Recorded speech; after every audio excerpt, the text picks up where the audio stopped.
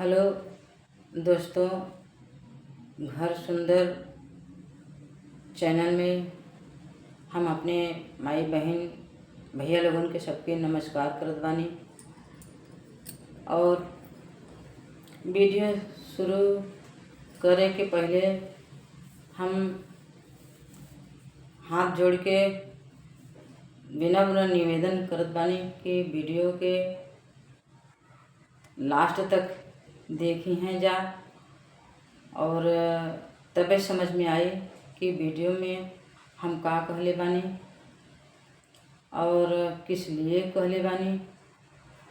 और वीडियो के देखे से पहले लाइक सब्सक्राइब शेयर ज़रूर करी हैं। और चलत बानी वीडियो की तरफ। आज हम रामायण पे बात करब। रामायण पे अगले दिन हम भरत और राम के ऊपर चर्चा कर ले रहनी कि आज घर घर में रामायण जरूर होत बा, लेकिन एक चौपाई भी केहू के घर में केहू के जीवन में ना बा। आज सब लोग रामायण घर बुला के गवैया बुला के 24 घंटा कहवावत बने और खर्चा भी काफ़ी करत बने। ढोलक हारमोनिया के साथ बहन बेटी भी बुलावत बने, गांव समाज के भी इकट्ठा करत बने। लेकिन राम के लक्ष्मण के जो रामायण में चौपाई लिखल गई बा, श्री वाल्मीकि जी जो लिखले रहलन वो तो संस्कृत में रहल, केहू के ना समझ में आवत रहल। लेकिन जौन बाबा तुलसीदास जी लिखले बाने वो तो हिंदी में बा, वो तो सबके समझ में आवत बा। ओकर अर्थ भी सबके समझ में आवेला। तो एक छोटा सा बच्चा भी पढ़ देई तो बुजुर्ग लोग के समझ लेही, जे ना पढ़ ले बा वो समझ लेही। एकर मतलब का बा? हमार कहे के मतलब यह बा कि जब रामायण का एक भी चौपाई हमरे जीवन में आ जाई तो हमार घर सुंदर हो जाई। घर सुंदर बनावे लाके हम ही लोग तो बनाईला। हम बहन लोग, सास लोग, बहू लोग, बेटी लोग, बहन लोग, केहू के बेटी हैं तो केहू के बहू हैं, तो कुछ दिन के बाद केहू के सास हो जाई हैं। तो ऐसे ही तो सीरियल चलत बा। यही सीरियल तो रामायण में भी रहल रहा। तो सीता राजा जनक के पुत्री रहली और अयोध्या में अली तो भगवान राम का पत्नी हो गईली, राजा दशरथ का बहू हो गईली। तो भगवान के राम के भगवान मान के अगर हम लोग चलब तो जीवन पटरी पे ना चली, पटरी के नीचे उतर के चली। तब भगवान के राम के भगवान न मान के एक इंसान मान के चलल जाए हम लोग तो जीवन एकदम सही रास्ते पे चली। अगर भगवान माने के बाटे राम के तो भगवान के धरती पे आवे का जरूरत रहल? भगवान तो वहीं से जन्म लेवे के का जरूरत रहल? बिना जन्म ले ले ही सब कुछ कर सकत रहन। लेकिन भगवान हम लोगन के बीच में आके ये बतावे चाहत रहन कि कर्म ऐसे ऐसे करे के चाहिए। तो ये कर्म करे से मानव के दुख मिली, ये कर्म करे से मानव के सुख मिले। इसलिए भगवान अवतार ले लें। तो अभी तो हम लोग कैकेयी के बारे में हम बतैले कि भगवान राम के कैकेयी बन ना देले रहलन। भगवान कसम देले रहलन कैकेयी के कि माई तो ही हऊ एक कि हमके राजगद्दी पे बैठले से रोक सकेलो। ई सबके हो के ना मालूम बा। और ये कहानी तो हम दूसरे वीडियो में डले बानी, आप लोग जाके देख ले हैं। और दूसरी वीडियो में हम ये बतौले हैं कि भरत और राम में अथाह प्रेम रहल। जेकर केहू पार न पाई। ई दू माई के बेटा रहलन, सौतेली माई के बेटा रहलन। यहाँ हमारे एक कोखी के माई के बेटा, दोनों में युद्ध कैसन होता, जैसे युधिष्ठिर और दुर्योधन में होत रहल। वहाँ भी अच्छा रहल, बहुत हद तक अच्छा रहल, लेकिन दुर्योधन नाक से चना चबवा दे रहल, तब युद्ध भइल रहल। यहाँ हमार सबको जिंदगी के बात बतावन बानी हम, मतलब परिवार के, और वो रामायण और महाभारत के साथ में लेके चलब हम। अगर हम माई लोग गलत बानी, बड़ा बेटा के गलत ठहरा के छोटा बेटा के हम सही बना के पूरी संपत्ति छोटा बेटा के दे देत बानी। बेटा बड़ा आगे आइल बा त माता पिता के साथ दुख झेले बा, कष्ट झेले बा, तकलीफ उठौले बा, उनकर साथ देले बा। केकर? अपने माई बाप के। तो माई बाप का कहले, वो बड़का के तो हाथ गोड़ हो गईल बा, वो पहले के आइल बा, और छोटका पीछे आइल बा, तो सारी संपत्ति छोटका के दे दे, बड़का के बरोबर हो जाए। तो हमरे माई बाप के दिमागवा में गोबर भरल बा कि बड़का तो हमरे संगमा दुख झेललेस, कष्ट झेललेस, हमार संगे कान्हा से कान्हा मिला के काम कैलेस। तो छोटका तब वहीं बाद में आइल बा, तो जब बड़का के बरोबर होई, ओकरे जैसन उम्र ओकर होई, तो वो छोटका उतना तक पहुँच जाई ना। तो बड़का के हक लेके छोटका के दे देत बा। अच्छा, ये माई गलती कैलेस, लेकिन छोटका का करत बा कि हाँ, हमार माई बाबा तो हमके खूब धन देत बड़े, हमके तो खूब धन देत बड़े, बहुत अच्छा बड़े हमार माई बाबा। तो छोटका का करत बा कि कुल धन के कुंडली मार के बैठ जात बा। छोटका के भगवान दिमाग ना देले बाने कि ये हक में भैया का भी हक बा। भैया हमार पहले आयल रहने दुनिया में, हमरे मम्मी पापा के साथ कष्ट उठौलेन, दुख उठौलेन, कंधा से कंधा मिला के काम कैलेन। तो आज ई होत बा जमाना में, तो ऐसन घर में रामायण करौले से का मतलब निकलल।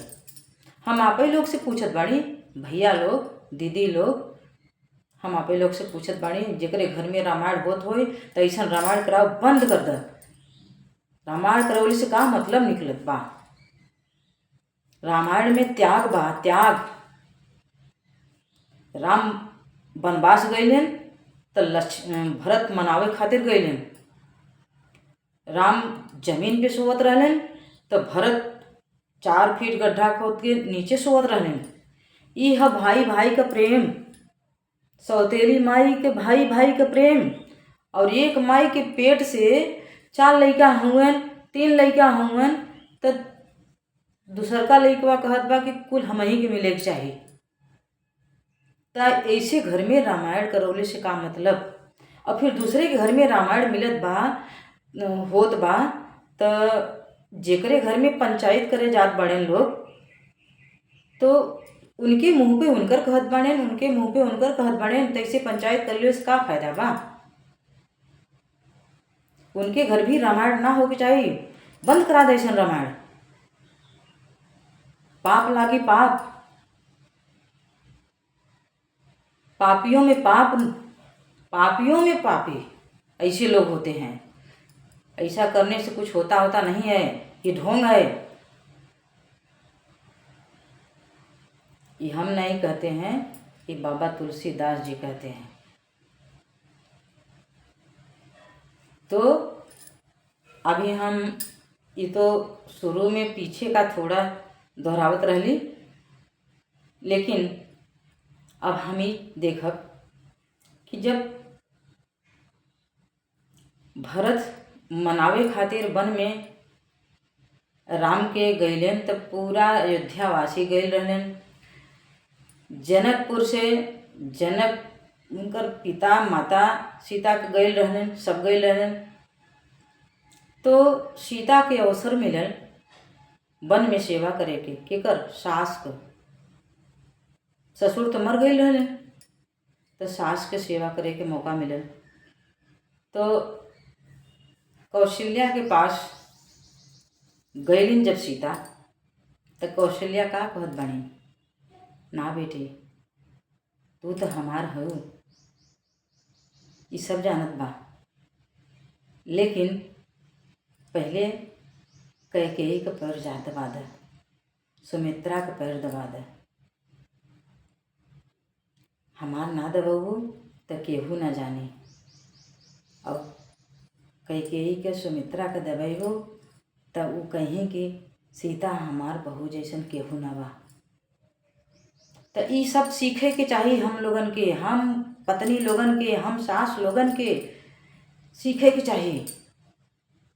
और उल्टा हम लोग बहू के ही ऊपर थोप देला, तो कहाँ से मिली सब सीखे के। जब ऐसे अच्छी जगह हम लोग बैठत जा, सत्संग जैसन कहीं होत बा ऐसन जगह बैठत जा, तो वही गुण लिया के अपने बहू के अंदर डालब। ना डाल सकत है तो बहू के भी साथ में लेके जाई, तब बहू के अंदर वो गुण ट्रांसफर होई, तब बहू भी वही काम करी। सीता तो ना बन सकता हमार बहू, लेकिन सीता के गुण तो अपने बहू के अंदर आई। हम कौशल्या ना बन सकीला, लेकिन कौशल्या के गुण तो हमरे अंदर आई।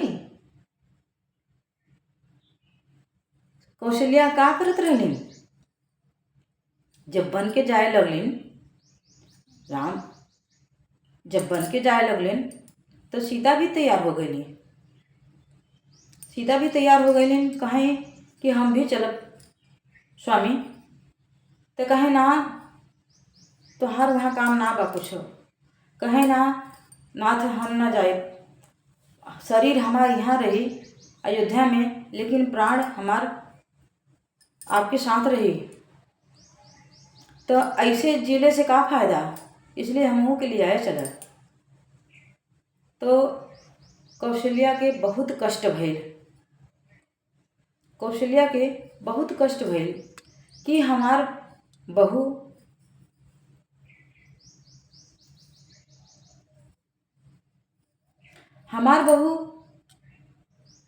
राजा जनक के बेटी, जेके बोलत जाला आशुतोष, भगवान शंकर के भक्त, जेकरे कि यहाँ भगवान के धनुष यज्ञ भइल रहल, ऐसे राजा का पुत्री हमार बहू सीता। और चक्रवर्ती नरेश राजा दशरथ का बहू हमार बेटी सीता, ये कैसे वन में रही।